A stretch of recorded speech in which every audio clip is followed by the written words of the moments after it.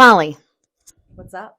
what the is owner's title insurance? So, owner's title insurance is pretty important. It's kind of like the biggest thing that you need to have when you buy a house. But I get a lot of home buyers who are like, dude, if I'm buying the lender's title insurance policy, why do I need another one? It looks like I'm double buying the same thing. So, a lender's title insurance policy actually doesn't cover you at all. That only covers the lender. So, if something happens in the future, fraud happens, somebody says they own your property, or a mechanics lien comes back, and something's wrong with your house, the lender's covered. They're going to get their loan covered. But if you need insurance to go to court to fight for you, or if hypothetically, worst case scenario, you lose your house because somebody else owns it, you're screwed.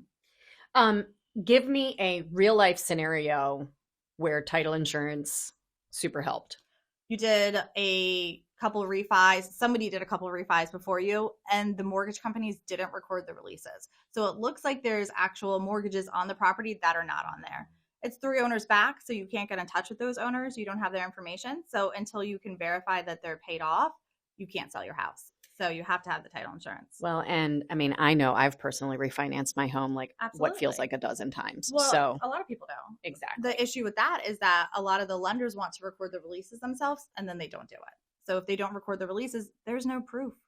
Or like a mechanics lien, that could go from 3 owners ago. If that mechanic decides to put it on then, it supersedes your mortgage. So they have. We also had one where there was an old lien where the mortgage company closed down. Yep. I think that was actually on my rental property that I just bought. Yeah.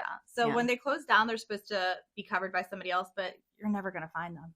Mm. There, it is more often than not that we have to ask sellers to see their owner's title policy to get clearance to close. A lot of people on the outside don't see that, but it's super important.